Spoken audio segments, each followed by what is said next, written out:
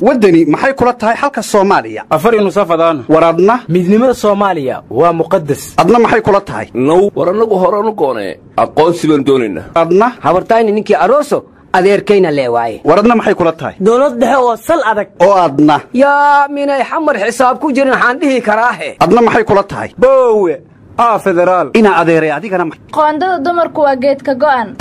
warbal dadkan eega oo xageen loo kala socdaa war maxaad ula yaabaysaa dadku waa kala maane oo duceeyay allay leedahay wariyaada kala maanay su'aalan idin weydiinaya qayladaan maqlayaay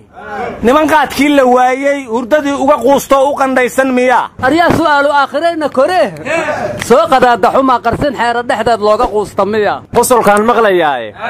markii qaadka la waayay ma qoysaskii ka ladnaado qaadirkood mahadsha warnimayow abwaa qaliif faarax ayir wuxuu yiri haddii qaadka la waayo qori maayo abwaanku heesa loo lulo qoortoo qaadi maayo fanaanaya qurayshta amaane haddii qaadkii la waayay duulishii qayilay qaramay ka dirgaan arool haddii qaadkii la waayay qaxwadii la cabaay ii qabcalay ma la waayay cabdillah waxaan ka maqli jiray guri dhagaxa waa dumi karaa gabaga gooyobe soo yira aryaadaha qaadkaas la waayay haba la waayay 83 qaad joojinti waxaan maqli jiray haba la waayay haddii la waayo haba la waayay haddii la waayo qaadka haddaynu hodmayna war aniga laftirkaygu waagi qaadka la joojiyay waxaan maqli jiray bagaa loo joojiyey baga waradar Jamhuuriyadda Soomaaliland qaad lagama joojin war qowdina war ma haysid dad coronavirus ka baqay qaadka oo ma iskaga dhaqeen warnamaya war ma haysaane gudoomiyaha maamulka Mandela Cali Rooba wuxuu yiri jaad lagu ma gadi karo magaalada kadibna dumarkii qaadka gadi jiray waa bana baxeen war maruuba raqaalayda aryaadaha waxaan maqli jiray xaja Rooba ruqe ha isu galay aroodi waxaa la yiri ummadda geeska Afrika degan oo dhan ormo waaye abi Ahmed miya ku sheegay warkaas war farmaajo iyo madaxweynayaasha kale Soomaalidu ma la qabaan aryaadaha waxaan maqli jiray sidaan uga haraaso hashii laygu habay maahan marka waxaan hubaa dadka Soomaaliland iyo oromada Hargeysa joogta inaysan kala yarayn war Cabdullah waarad kala garanayne kuwa Hargeysa jooga waa Soomaali abo war waxa la yaabanahay gaboose iyo oromo waxa isu galay warnimayow waxa la yiri ardayda dadaala ee kaalimaha koowaad gala waxay noqdaan taqaatiir iyo injineero kuwa kaalmaha labaad galana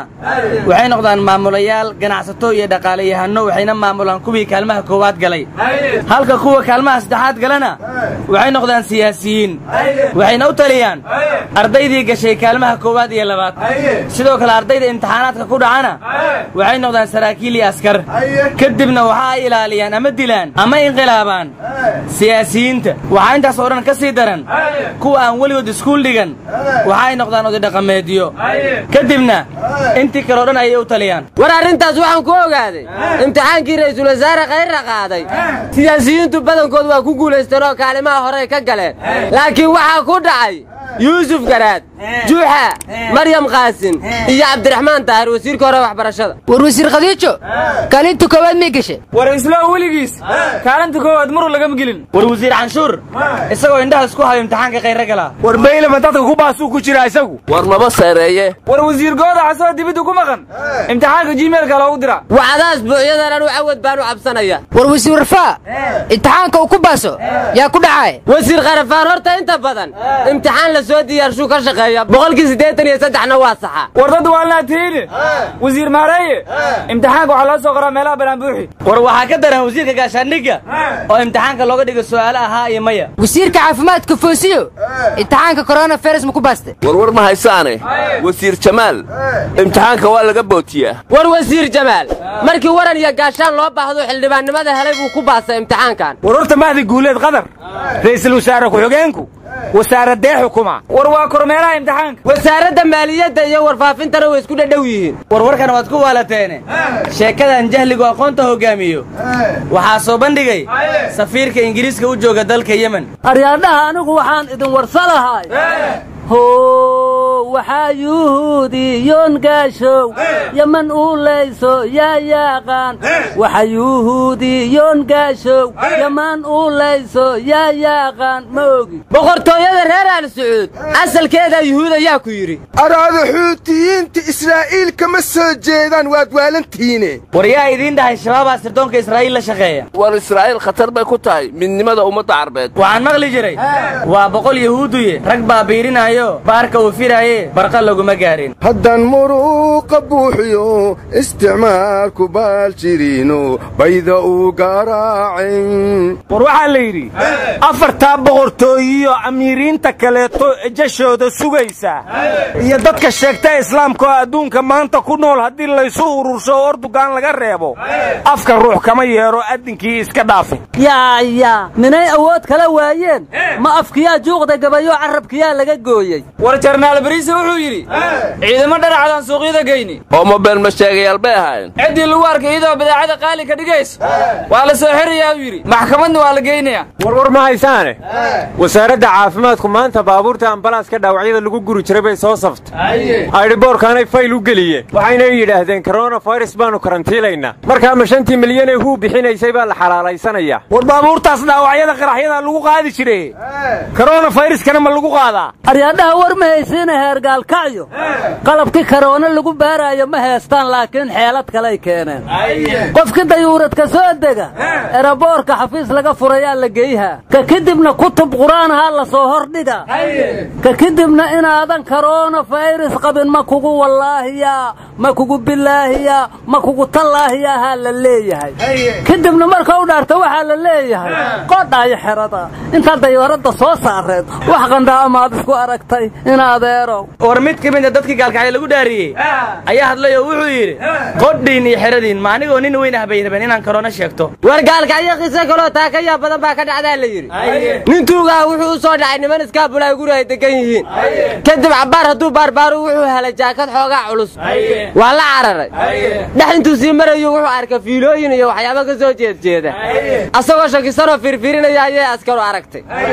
markaasay qabteen kadib jaakadii waxaa la arkay in qarax ku jiro kadibna asagii markii la waraysto wuxuu yidhi anugu waa soo xaday nimadow jaakadaan tuug bisaan ahaa dhari baana ka ahay waxa ku jira kadibna meeshaad ka soo xadayna geey baa la yidhi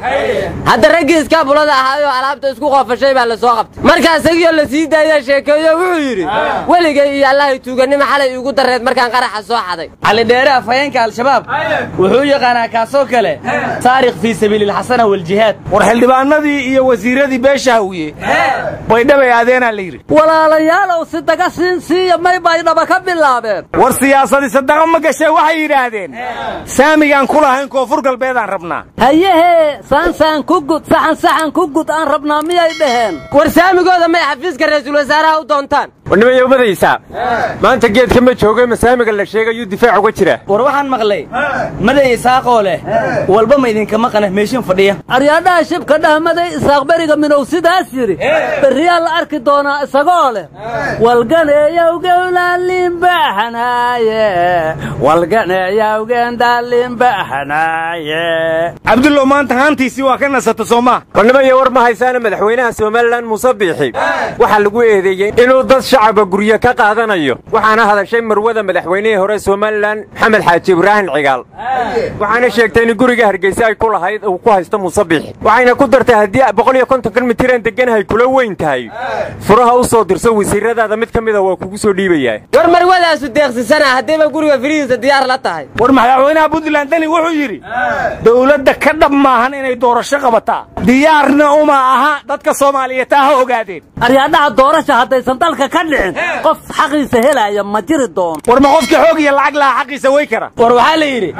dadku haddii aysan soo dooran cidda xukumaysa xorriyad heli maayaan war waxaa la yidhi qofku daqiiqadaha uu codka bixinayu xor yahay aryaadhaha qofka haddii codkiisa lagu cariiriyo ciil uma dhinne ogaadha warnimayo waxaa la yidhi labada nina haragga isku haysta hooyadood waa sida gacanta micnaha maraaya xidhid ma haysato miya aryaha wareerin murya gacan aa laga wadaahe war bini aadanku waxbay doortaan ama waa la doortaa aryaadhaha kooshin gareen yaa madax uga dhiga horta koonfur galbeed war kooshin gareen CBB oo madax u yahay war waa kudkiyo kaba loo talinayo war taliya shub wuxuu yidhi maxaabiista ma la soo booqan karo war taliya shub wuxuu yidhi wasaaradda caafimaadku dhaqaatiir ma keena xabsiga aryaa dhaqaatiir la xidha intaad ku aragta ma maran taha adug